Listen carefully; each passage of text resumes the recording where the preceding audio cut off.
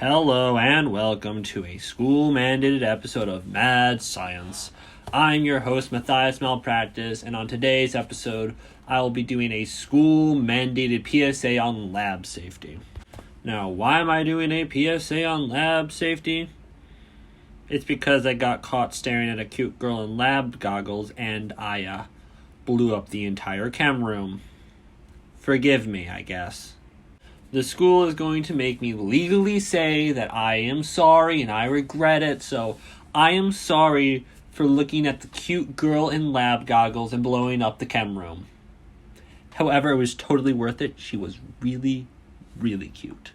So I have a list of everything I need to go through, so I guess I'll just start with the first one, which is always wear goggles. Not because they make you look cuter, but because they protect your eyes from flying projectiles. Now let's say, for example, you are working with a chemical and it blows up in your face, so the glass shards go everywhere. You don't want that stuff flying into your eyes. Then you have to go to the malpractice majors. They're not going to help you, so it's best to just wear goggles and prevent that whole situation to begin with. Another thing you should always wear is gloves, especially if you're working with very strong acids or very strong bases. Both can be very deadly. I mean, you don't have as many super villains dangling heroes above vats of base, but, it happens sometimes, and point is that you don't want to touch that because it will burn your skin, and then you have to, once again, go to the malpractice majors in the medical center, and you don't want to do that, so just wear gloves. Just don't touch any of the chemicals yourself. You'll thank me later. Another thing you must have on at all times is an apron, so when your chemicals explode and the shards go flying and everything spills on your chest, it doesn't burn through your shirt and burn your chest. That's a very nice part of myself, I think. I don't want it burnt. So you got to wear an apron to prevent that. The apron, of course, won't get burned through because the apron's made out of special material called cloth. Now, you also have to wear long pants. Doesn't matter what they are. They can be jeans, they can be khakis, they can be pajama pants. I always wear pajama pants in lab. Doesn't matter what they are as long as they cover your legs, because once again, everyone knows that acids and bases can't burn through cloth. Now, those 4 items, 5 of you count the gloves as 2, I guess. Those 4 or 5 items are enough to prevent you from any lab accident, and that's a true fact. Everyone knows that chemicals completely avoid the area between the end of your glove and the end of your t-shirt, so if something falls on your arm, you'll just be fine. And nothing will fall on your arm anyway, because chemicals just don't do that. Now, some students might be like, oh, but why you gotta wear the whole gear if you just work with water? But the thing with water is that it splits up into H plus and OH minus all the time. Now what's H plus? H plus is protons, and the more protons you have, the more acidic something is. So if you have enough protons in water, you can make it acid, which I'm going to do. I'm going to demonstrate how you can make water into acid using just protons. So I've just been working on my little personal evil chem set over here, and I've got acid water in this little glass vial right here. And as you can see, it does in fact acid. If I pour it on this piece of paper, it will burn. You can't see that. Trust me, the lab safety procedure paper is burning right now. Oh no, my lab safety. I'll be back in a moment. So, the fundamentals of mad chemistry TAs said that they couldn't print me out a new lab safety procedure because that was the only one they had. So I'll just be going off memory and vibes from now on. So lab safety procedure number 6 is don't get caught, because you can only get in trouble for something if you get caught. That's why I haven't gotten in trouble all those other times I've blown up or otherwise maimed my lab partner Sophia. It's because those other times I didn't get caught. The only reason I got caught was because I was looking at a cute girl. Like I said, she's really cute. You just gotta trust me on this. No regrets. Lab safety procedure number 7 is only taste chemicals if they smell good.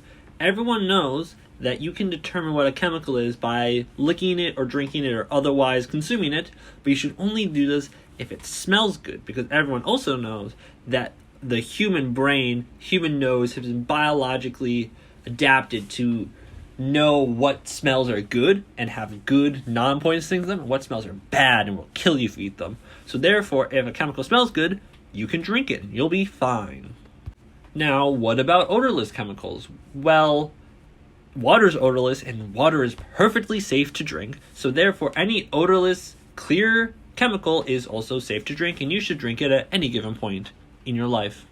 Lab safety procedure number 8, if you get chemicals in your eye, cry about it. Now, crying is a good way to wash any chemical out of your eye and is way more effective than using any of those dumb like eye showers or like the things where you yank it and the water comes out. Like don't use that. Just cry. Evolution gave you tears for a reason, and if you don't use them, that's just an affront to Charles Darwin himself. Charles Darwin.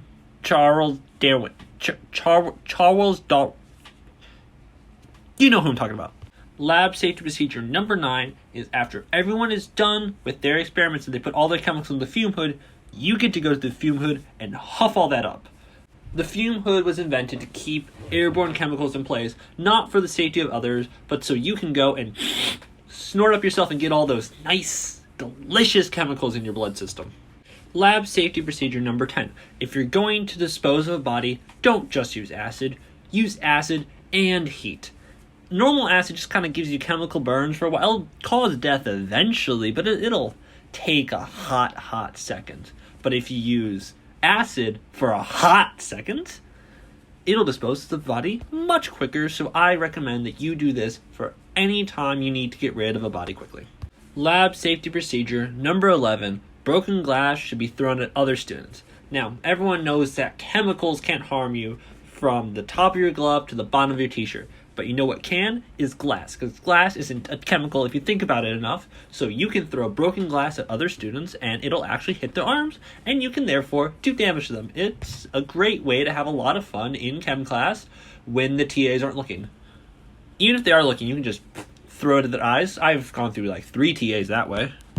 Lab safety procedure number 12. The answers to the lab final are A, C, D, B, A, C, D, A, B, D. So everyone who's watching that podcast should do the lab final right now and enter in those answers, because those are 100% the right answers, and you will definitely get 100% on your lab final, and you definitely will not get a 0, and I will definitely not have the best grade in the class because I was the only person who got 100 because everyone listens to the podcast. Safety procedure number 13. Always do outside work in lab. You know, it's finals week. Finals are going on next week, and you got to study sometimes. You got to do some final project. You got to do some work. So a good time to do this is in lab. And if you aren't paying attention and you get blown up by your chemicals, that's, quite frankly, that's on you. So I think that everyone should do outside work inside of lab, including things such as eating meals, drinking water, and doing their homework so I can spill acid on your homework and burn it up. It'd be great. Fun times all around. Lab safety procedure number 14. Never ask for the number of a cute girl who's wearing lab goggles, because if you never ask her what her number is, she doesn't have a chance to reject you, and therefore you can never get your heart broken. It is therefore always the safest option to never ask for anyone's number, or never ask anyone on a date, or never ask anyone anything so you can't get rejected. And I think this is the best way to do it. I'm just going to wait here. I'm going to sit here. I'm going to wait until she asks me my number with my cute little lab goggles, because there's no rules against asking cute boys their numbers in lab. So I'm going to sit here with my lab goggles, I'm going to look cute, and she is going to ask my number. It's going to be great. Don't you worry. This is a foolproof plan, and it will work. There might have been a secret 15th lab safety procedure, but it got burned up with the paper, so I'm just going to assume there was only 14, and if it's not, the TAs can suck it. But that has been my school mandated lab safety PSA on this episode of Mad Science. I will come back with you with a non-PSA related podcast next week, probably discussing my finals, because something always goes wacky or wrong with finals, but that'll be next week, and I will see all of you Mad Science minions then. So hope you all have an evil, despicable weekend, and eventually an evil, despicable winter break. And bye!